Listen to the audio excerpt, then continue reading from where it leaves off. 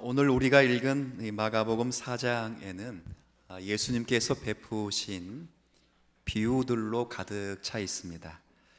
여러 개의 비유들이 기록되어 있는데 그렇지만 그 주제는 전부 하나님의 나라, 곧 천국에 관한 비유들입니다. 제가 몇 절을 좀 읽어 드리겠습니다. 2절 볼까요? 이에 예수께서 여러 가지를 비유로 가르치시니, 그러니까 마가복음 4장에는 여러 가지 비유들이 있다 그 말입니다. 그리고 3절부터 씨 뿌리는 자의 비유로 이렇게 설명하시면서 11절에 이렇게 말씀하시죠. 11절 이르시되 하나님의 나라의 비밀을, 그러니까 씨 뿌리는 자의 비유의 주제는 하나님의 나라였다는 뜻입니다. 한자로 표현하면 천국이란 말입니다. 그리고 26절도 보면 예수님이 또 하나의 비유를, 자라나는 씨의 비유를 들으시는데 26절 앞부분에도 또 이르시되 하나님의 나라는, 이 씨 뿌리는 비유의 주제도 하나님의 나라 곧 천국입니다. 그리고 30절에도 겨자씨의 비유를 드는데 이 비유 또한 여러분이 한번 같이 읽어보시면 이게 무슨 비유인지를 압니다. 같이 읽겠습니다. 또 이르시되 우리가 하나님의 나라를 어떻게 비교하며 또 무슨 비유로 나타낼까. 아멘. 전부 여러분이 읽은 바대로 이 비유는 하나님의 나라에 관한 것들입니다. 곧 하나님의 나라의 어떠함을 가르치시기 위해서 예수님께서 드신 비유라, 이렇게 생각을 하시면 됩니다. 그 가운데 우리가 읽은 씨 뿌리는 자의 비유는 이 비유들 가운데 가장 긴 비유입니다. 2절부터 20절까지 굉장히 긴 비유를 오늘 소개하고 있는데, 오늘은 그래서 저와 여러분이 이 비유가 의미하는 바가 무엇인지를 좀 상고하면서 오늘 우리들에게 주시는 교훈을 받고자 합니다. 비유의 내용은 굉장히 간단합니다. 제가 그냥 읽어 드리는 것 말고도 소개하면 그냥 다 상식적으로 아는 것들입니다. 한 농부가 밭에 씨를 뿌리러 나갑니다. 씨통을 목에 메고 씨를 뿌리는데, 씨를 뿌리는 중에 어떤 씨앗은 길가밭에 떨어졌습니다. 길가밭은 밭과 밭 사이에 있는 농로를 가리킵니다.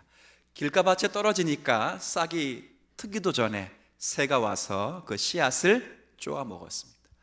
또 어떤 씨앗은 흙이 얕은 돌밭에 뿌려졌습니다. 일단 흙이 있기 때문에 싹은 나고 뿌리는 내리는데, 그것이 돌밭인 고로 뿌리가 깊게 내리지 못해서 습기가 또 없기 때문에 해가 나는 관계로 곧 말라 죽었습니다. 어떤 씨앗은 가시떨기 밭 위에 씨앗이 떨어졌습니다. 뿌리도 자라고 줄기도 자라는데 그 줄기가 크게 자라지 못하도록 가시가 그 기운을 막아 결국 결실하지 못해서 가시떨기에 떨어진 씨앗도 그렇게 죽고 맙니다. 그런데 유독 그 씨앗이 좋은 땅에 떨어진 씨앗은 싹이 나고 줄기가 무성히 자라더니 결실을 맺었다. 근데 그 결실이 얼마만큼이요? 30배, 60배, 100배의 결실을 맺었다라는 것이 예수님이 오늘 하신 비유입니다. 어렵진 않지요? 네. 그런데 그렇게 끝나면 참 좋겠는데 예수님이 그 비유를 9절에 이렇게 마무리를 하십니다. 9절 한번 같이 읽어볼까요? 시작. 또 이르시되 들을 귀 있는 자는 들으라 하시니라. 자, 이 말을 안 하시면 다 들었다고 말씀할 수 있는데 이 말씀을 하셨으니 과연 들은 건지 듣지 않은 건지 잘 가늠이 되기가 어렵습니다. 일상에서 흔히 일어날 수 있는 일이기 때문에, 농사 짓는 이야기 때문에 우리는 이 말이 너무 쉽습니다. 그런데 아까 서두에 이 설교를 시작하면서 기억나세요? 2분밖에 안 지났으니까 기억날 거로 생각하고, 이 비유는 전부 주제가 뭐라 그랬어요? 다시 이쪽 동네. 이 비유는 전부 주제가 이래서 목사가 필요한 겁니다. 전에도 금방 까먹는, 물론 알고 계시는 분들이 많지만 그럴 수 있어요. 하나님의 나라에 관한, 천국에 관한 것입니다. 그러니까 이 비유 자체가 어렵진 않습니다. 그런데 이 비유가 천국과 연결을 해서 우리가 이해를 해야만 이 비유를 이해한 것이기 때문에 그게 어렵습니다. 그렇죠? 그래서 오늘은 이 관점으로 우리가 생각을 해야 됩니다. 성경이 예수님이 처음 전하신 말씀의 의도에 합당하게 이 비유가 분명 하나님의 나라 곧 한자로 따지면 천국에 관한 비유이기 때문에 천국에 관한 비유가 이 비유와 어떻게 연결이 되는가를 오늘 생각하셔야 됩니다. 그런 관점에서 이 비유를 조금 제가 설명하도록 하겠습니다. 본문을 참고해 볼 때 제 말이 아니고 여기서 몇 가지 비유의 내용을 좀 풀으면 좋겠습니다. 일단 신은 하나님의 말씀입니다. 꼭 기억해 두십시오. 신은 제 말이 아니기 때문에 기억해 두시면 좋습니다. 신은 하나님의 말씀입니다. 그러면 밭은 뭘까요? 땅은 뭘까요? 땅. 예, 그렇죠. 우리의 심령 밭, 마음입니다. 우리 유치부 아이들이 찬양을 잘 부르는데 부르는 찬양 가운데 그게 있어요. 복음을 심었습니다. 아세요? 복음이 싹이 났네요. 복음이 자랐습니다. 30배 맺었습니다. 계속 반복돼. 자, 복음을 심었습니다. 어디다 심어요? 마음에. 사람들이 그러잖아요. 마음밭이 고와야 된다 그러잖아요. 그처럼 신은 하나님의 말씀이고, 그렇죠? 밭은 우리들의 마음이 됐어요. 그러면 씨를 뿌리는 건 뭐예요? 씨를 뿌리는 건, 그렇죠. 말씀을 뿌리는 것 됐어요. 근데 아까 이 비유의 모든 주제는 하나님의 나라. 그러면 다시 신은 하나님의 나라의 근원이 되는 복음이요. 그리고 밭은 하나님의 나라의 말씀을 전해 듣는 사람들이요. 그리고 씨를 뿌리는 사람은 하나님의 나라를 소개하는 누구?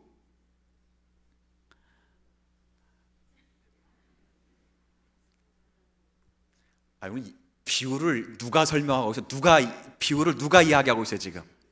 그렇죠. 하나님의 나라를 몰고 오시는 누구? 예수 그리스도.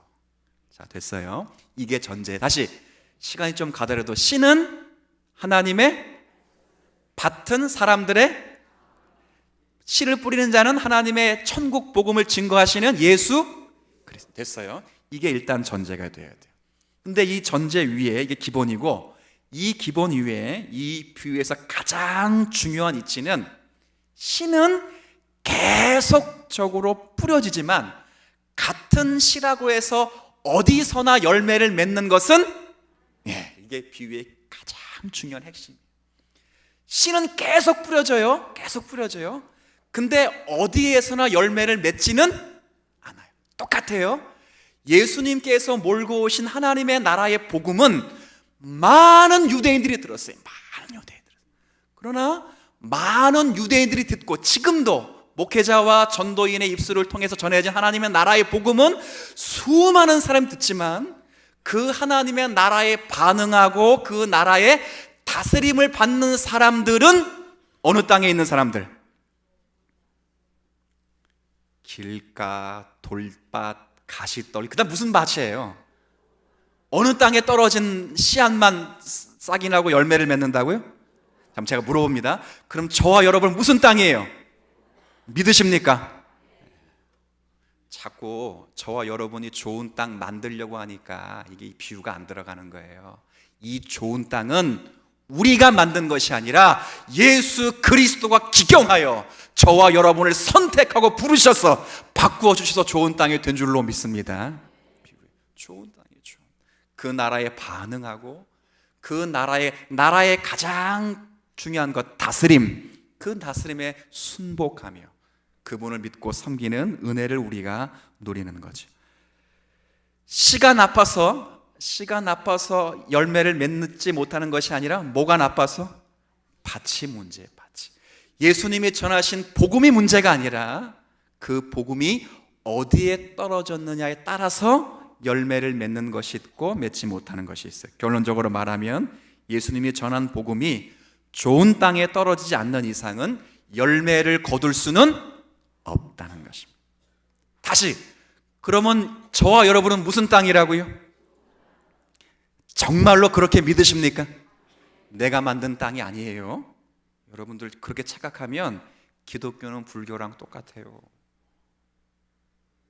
그런 거 아니에요. 여러분을 선택하셔서 제자들도 깨닫지 못해서 별도로 물었습니다. 그럴 때 예수님이 그들에게 해석을 해주시고 성령의 역사로 깨닫게 하신 것처럼 저와 여러분이 그 말씀에 반응하고 하나님의 사람으로 바뀌어가는 것은 주님의 넉넉한 은혜라는 것입니다. 여러분 안에 들어오신 이젠 하나님의 나라는 이제 그 하나님의 말씀에 따라 통치를 받고 여러분의 심령 속에서 그 나라는 점점점 확장되어서 여러분에 있는 하나님의 나라가 30배, 60배, 100배의 결실을 반드시 이루실 줄로 믿습니다. 교회도 그렇게 되는 줄 압니다.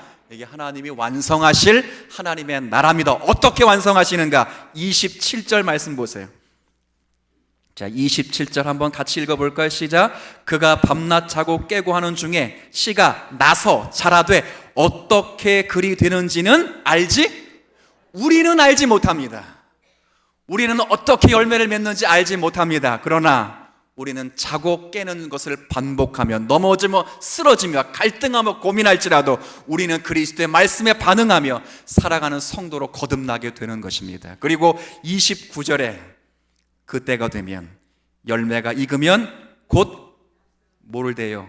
주님이 재림하실 것인데 그때 여러분은 알고게 되어서 주님의 품에 안기게 될 것이다 라고 성경은 비유로 말씀하십니다. 자, 이제 이런 하나님의 나라의 대전제를 놓고 잠시 밭의 상태를 보면서 나는 분명 좋은 땅에 좋은 밭의 은혜를 누리고 있는데 아직도 길가밭, 돌짝밭, 가십, 떨기와 같은 그런 밭의 심령 상태가 아닌지를 좀 점검해 볼 필요성이 있어요. 아까 농부가 씨앗을 뿌리는데 가장 먼저 떨어진 씨앗이 어디에 떨어졌다 그랬어요? 길가. 이 길가에 떨어진 씨앗의 특징은 싹을 틔우지를 못한다는 거예요. 그러니까 싹 자체를 틔울 수가 없다는 거예요. 그러니까 길가라고 하는 건 사람이 하도 지나가서 그 맨들맨들하고 나중에 그냥 굳어질 대로 굳어진 그런 밭이거든요. 그러니까 영적 토양이 하나님의 말씀을 들어도 전혀 그 말씀에 반응할 수 없는 심령들을 가리킵니다. 너무 굳어져서 그 말씀을 반응할 수 없어서 발을 붙일 수도 없이 싹조차 틔우지 못하는 그런 심령을 가리켜요. 그러니까 말하자면 복음을 들어도 이 복음의 내용이 기독교와 다른 종교의 차이점을 전혀 구별할 수 없는 사람. 그렇죠? 예수님에 대해 소개받아도 교회나 절이나 다 똑같은 거 아닌가? 착하게 살면 되는 것 아닌가? 이렇게 생각하는 분들이 분명 계실 거예요. 여기 계신 분들 가운데 그렇게 생각하시는 분이 계실지 모르겠는데 저희 큰아버지 한번 이야기를 한번 해드린 적이 있어요. 저희 큰아버지가 6, 7년 전까지만 해도 예수님을 안 믿으셨어요. 그리고 제가 이제 목사가 되고도 명절 때마다 전도를 하면 늘 그렇게 말합니다. 야, 교회나 절이나 다 똑같은 거 아니냐? 결국 어떻게 살라는 거예요? 착하게 살라는 거야. 착하게. 그렇죠. 너도 착하게 살라고 성도들에게 설교하는 거 아니냐? 훌륭하다. 잘해라. 그래, 잘해라. 우리 부모님, 우리 유초동부를 다니고 있는 아이들의 부모님들 가운데 본인은 예수를 안 믿어도 일단 교회 나오면 좋은 거는 알아요. 왜? 교회 나오면 어떻게 살라고 이야기는 하니까. 그렇죠. 그거예요. 아무리 복음의 내용을 들어도 예수 그리스도만이 길이요, 예수 그리스도만이 생명이요, 진리라는 것을 유일신앙인 것을 깨닫지 못하는 사람, 그들에겐 복음이 전파돼도 들을 때는 좋은 말 같지만 인정을 하지만 그 말씀 때문에 십자가를 통한 회심이나 영혼의 중생이 그 안에 있을 수 없습니다. 왜? 마귀가 빼앗아 가기 때문에 그래요. 이것이 바로 길가에 떨어진 씨의 운명입니다. 그런데 그 다음에 떨어진 씨가 어디에 떨어지냐면 그 다음은 어디에 떨어졌었지요? 돌밭에 떨어졌습니다. 이 밭의 특징은 흙이 얕기 때문에 일단은 싹은 튼다는 거예요. 싹. 그러니까 뿌리가 약간은 내린다는 거죠. 싹은 튼다는 거예요. 그러니까 든든한 줄기를 지탱할 수 있으려면 뿌리가 든든해야 되는데 돌밭은 뿌리는 든든하게 내릴 수 없습니다. 돌밭이 있기 때문에. 그런데 일단은 싹은 틔워요. 중요한 것은 싹은 튀어나온다는 거예요. 그러니까 반응은 한다고. 오늘 읽었던 저와 여러분이 읽은 말씀에 보면 말씀을 기쁨으로 받기는 받는다 이렇게 되어 있어요. 그러니까 정적인 반응이 있어요. 아, 맞아 라는 말씀에 동의를 합니다. 말씀에도 동의하고 또 같이 말씀을 듣다가 웃기도 해요. 그러다가 어떤 사람은 말에 감동을 받아서 울기도 하고 그리고 간증을 할 수도 있어요. 놀라운 것은 그렇게 나타났다가 금방 사라지는 경우가 있습니다. 왜요? 믿음이 깊이가 없다 보니까 사소한 어려움을 만나면 믿음이 흔들리거나 아예 무너지고 마는 그런 경우가 참 많아요. 포기하고 마는 거예요. 이것이 돌밭과 같은 운명이에요. 교회도 마찬가지예요. 처음에 교회 보면 바람처럼 등장해서 바람처럼 사라져가는 그런 분들이 많이 계셔요. 왜 나중에 안 나온지를 이렇게 물어보면 이유가 아주 우리에게는 간단한 것처럼 보이지만 그것 때문에 신앙을 포기하는 사람이 있어요. 교회 와서 누구랑 싸웠다 그거죠. 그리고 그 인간 꼴 보기가 싫어서 나 교회를 안 다녀 해서 신앙생활을 아예 안 하는 사람이 있어요. 제가 늘 생각하는 것은 그렇다고 신앙을 포기할 것까지는 없어요. 사람이 꼴비기 싫으면 한번 따라해 보세요. 교회를 옮겨라. 자, 차라리 교회를 옮기세요. 신앙을 포기할 필요는 없어요. 근데 길가 말고 이 돌짝밭들은 아예 신앙을 포기하는 사람들. 여러분 실제 그런 일들이 참 많아요. 우리 교회는 아니고 또 교회일 수도 있고 교회 아닐 수도 있는데 항상 이해가 좀 조심스러워요. 어떤 분이 교회 안 나와서 교회 왜 안 나오냐 물어보니까 이런 말을 하더라고요. 에어컨이 시원하지 않아서 안 나온대. 예, 실제로 그런 것들이 실제로 신앙생활에서 또 뿌리를 내리지 못하게 하는 방해가 될 수 있어요. 또 어떤 분들은 우리 교회 엘리베이터가 충청도 산이라 너무 느려서 교회에 못 나올 수도 있어요. 그런 분도 있어요. 예, 오해를 한 거죠. 예수님 믿음 분명히 복이 와요. 근데 그 복을 현세적이고 물리적인 것으로 착각해서 예수 믿고 나서 그런 현세적이고 물리적인 복이 아니라 영적인 어떤 결단을 내리고 어려움과 고난이 오면 그것 때문에 쉽게 신앙이 포기되는 경우가 있어요. 물론 나중에 좋은 신앙으로 가는 이들도 있지만 시작할 때 이런 어려움 가운데 있는 성도들 가운데 물론 좋은 신앙으로 가는 사람도 있어요. 근데 좋은 신앙으로 가는 사람들은 전부 처음에 오해했던 기독교의 신앙을 수정받거나 교정받고 더 높은 기독교의 복음의 교리와 신앙의 신실한 약속을 점검받다 좋은 땅으로 가는 것이지 평생 기독교의 신앙의 정수가 현세적이고 물리적인 복을 말하지는 않아요. 굉장히 중요해요. 여기서 신앙을 포기할 수도 있어요. 그러지 않아요. 여러분이 어찌됐든 간에 이런 말씀을 읽으면 안도의 한숨을 내쉴 수 있어요. 왜? 나는 그래도 여기 이 길가밭과 돌짝밭은 아니기 때문에. 말씀을 듣고 잘 여러분 표현으로 까먹어도 교회 와서 꼴 보기 싫은 사람이 있어도 그래도 신앙은 포기하지는 않았잖아요. 이게 은혜인 줄 믿습니다. 이게 은혜예요. 길가와 돌짝밭은 그래서 뭘 포기했다고요? 신앙을 포기했다고요. 근데 여러분들은 와서 집에 가면 말씀을 잊어먹죠. 또 고개를 끄덕끄덕 하시는 건 또 뭐예요? 왜 또 고개 끄덕끄덕거려서 약간 세모로 하시던지 아니면 눈을 감으셔야 돼요. 끄덕끄덕거리는 것도 뭐예요? 그러실지라도 교회당에 와서 누가 꼴 보기 싫고 저 사람이 싫어 시험에 들지라도 그래도 교회는 꿋꿋이 나오는 것 좋은 땅의 은혜를 누리신 줄 믿습니다. 이게 은혜예요. 근데 다음에 씨앗은 어디에 떨어지냐면 자음은 조금 고민스러워요. 어디에 떨어졌어요? 가시떨기. 가시떨기는 뿌리도 잘해요. 밑을 쫙 내려. 줄기도 잘 올라가요. 근데 결정적인 순간에 보세요. 길가는 싹 자체를 못 틔워요. 그죠? 돌밭은 뭐는 틔워요? 가시떨기는 뭐는 나와요? 싹도 나오고 줄기 나와야죠. 근데 뭐를 못 맺혀요? 열매를 못 맺혀요. 왜 못 맺혀요? 뭐 때문에? 가시 때문에. 줄기가 나오다가 가시에 찔려요. 예수님이 하신 그 가시는 재물의 욕심, 세상의 정욕, 그리고 자기 사람. 이런 것 때문에 진정 그리스도가 여러분 안에서 매우 만들어내신 하나님의 성품의 열매를 못 만들어내는 경우에 굉장히 어려워요. 재물이 나쁘다는 것이 아니에요. 재물을 신으로 섬길 수 있어요. 우리 가운데 그것 때문에 고민하며 갈등하는 분들이 우리 가운데 많이 계실 수 있어요. 하나님 말씀대로 사는 것이 세상과 때로는 등을 져야 되기 때문에, 세상의 눈으로 볼 때는 굉장히 좋은 것 같은데 하나님을 믿는 것을 선택해야 되기 때문에 그걸 포기하고 희생해야 되는 것 때문에 거기에 어려움이 따라오는 것이 종종 있어요. 내가 주의를 선택할 것인가, 직장을 선택할 것인가, 그죠? 내가 11조를 선택할 것인가, 생활비를 선택할 것인가 고민 많이 해요. 그러다가 결국 하나님께서 보이시는 그런 나라에까지 못 가고 열매를 맺지 못해서 오히려 떨어지고 신앙을 포기하는 경우도 있어요. 아마 이런 갈등과 경험은 여러분 가운데 많이 해요. 내가 주의를 선택할 것인가, 직장을 선택할 것인가 갈등하지. 내가 이걸 선택할 것인가, 이걸 선택할. 근데 중요한 건 그런 갈등을 하더라도 저와 여러분이 이 설교를 듣는 분들은 그래도 어디 나오신다고요? 놀라운 거예요. 여러분 무슨 땅이기 때문에? 좋은 땅. 참 놀랍습니다. 이 좋은 땅에 떨어진 것, 좋은 땅의 특징은 그 과정을 넘어서 결국 열매를 맺는다는 거예요. 제가 서두에 그런 말씀을 드렸어요. 같은 씨라고 해서 어디에서나 똑같은 열매를 맺는 것은 아니라 그랬어요.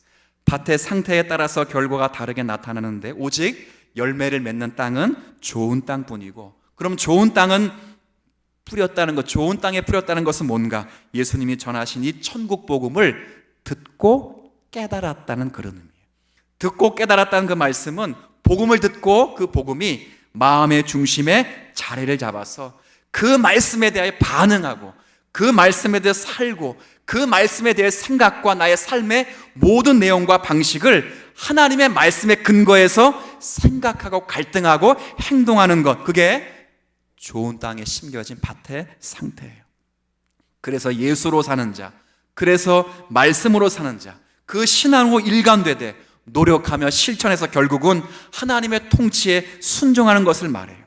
그렇기에 복음의 능력으로 말미암아 우리 안에서는 반드시 결국 30배, 60배, 100배의 결실을 맺어서 그렇게 눈으로 보이진 않지만 점점 성장하고 변화하는 은혜를 누리게 되었어요.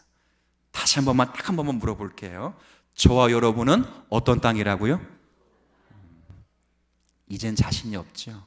듣고 깨닫고 복음이 내 중심에 있어야 된다. 그러니까. 근데 좋은 땅이에요. 어떻게 우리가 좋은 땅이 되었을까? 어떻게 우리가 의에 반응하는 자가 되었을 건 우리가 착해서 그런 것도 아니에요. 저 여러분이 선행을 많이 해서 그런 것이 아니에요. 예수님께서 우리를 선택하셨기 때문이고 우리를 자녀로 택하여 주셨기 때문에 그래요. 11절 말씀 한번 11절을 한번 볼게요. 여기 중요한 표현이 나와요. 11절에 이런 말씀이 있습니다. 이르시되 하나님의 나라의 비밀을 그 다음 뭐라고 되어 있어요? 너희에게는. 이 말씀의 뜻은 천국에 대해서 비유로 가르치는 내용은 누구나 다 들을 수 있어요. 농사 짓는 이야기 그건 누가 못 듣겠어요. 근데 이 비유 속에 담겨진 천국의 비밀을 깨닫는 것은 누구나 다 알아듣는 것이 아니라는 거예요. 너희에게만 허락된 것이다. 그렇게 말씀하셔요. 너희가 특별히 지혜로워서 깨닫는 것이 아니다.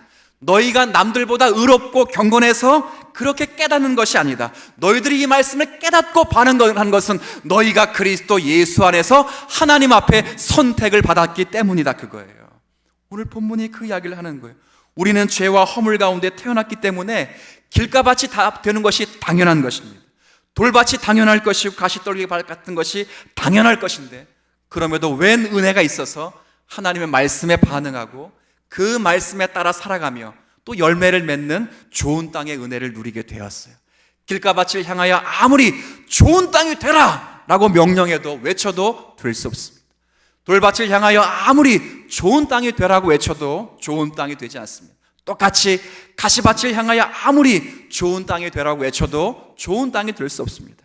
말씀에 반응하는 심령, 깨닫고 회개할 수 있는 것은 우리들의 의지에 의해서 그런 것이 아니라 하나님의 전적인 은혜의 역사에 의한 것임을 저는 믿습니다.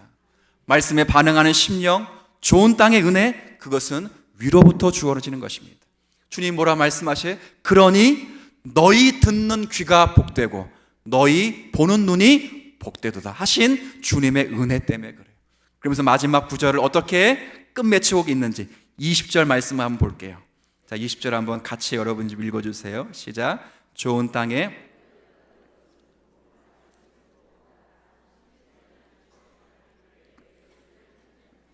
보세요. 좋은 땅에 뿌려졌어요.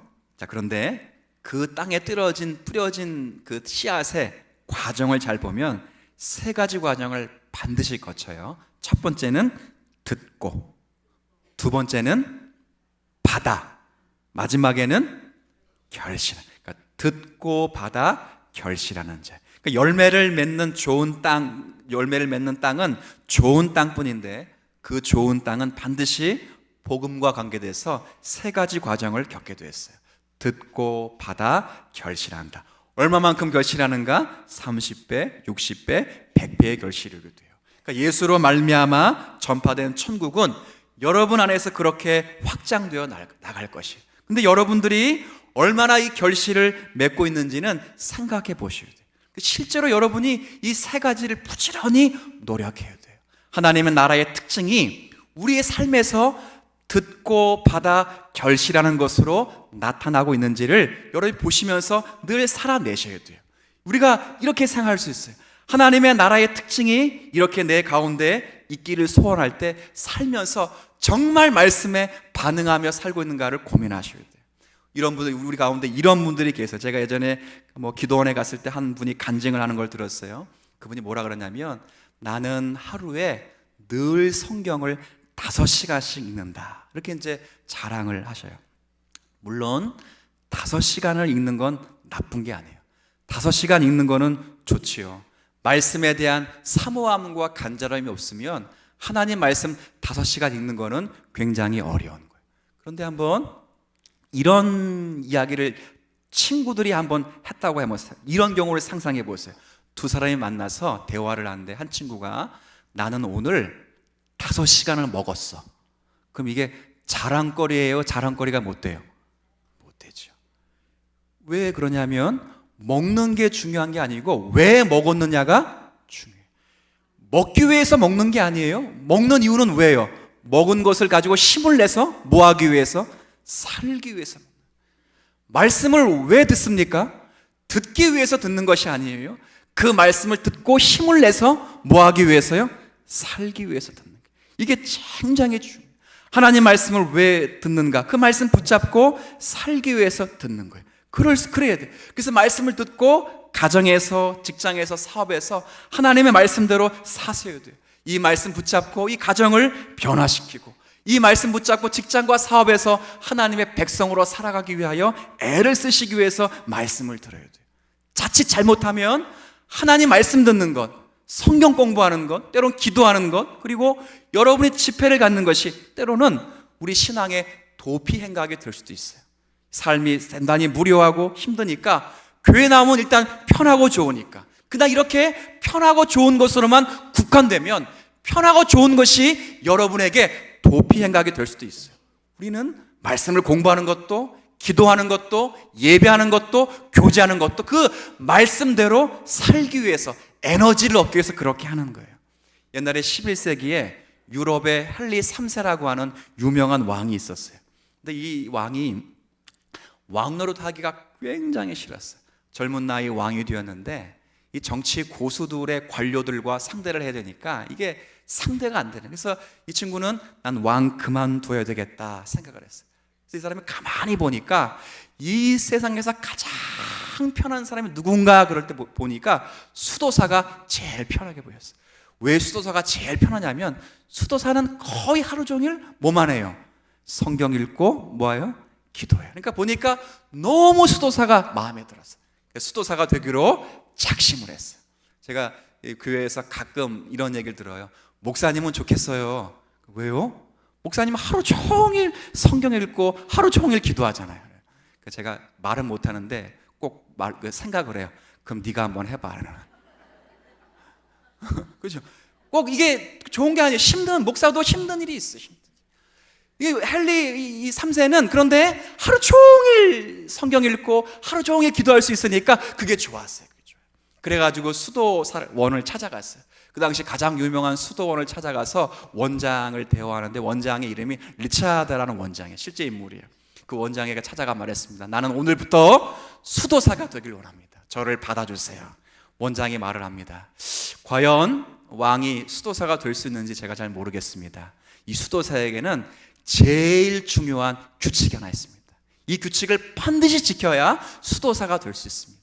이 규칙이 뭐냐면, 수도원의 규칙은 예나 지금이나 순종이에요. 순종. 그래서 왕에게 강요한 거예요. 당신이 정말 순종할 수 있으면 수도사가 될 수 있습니다.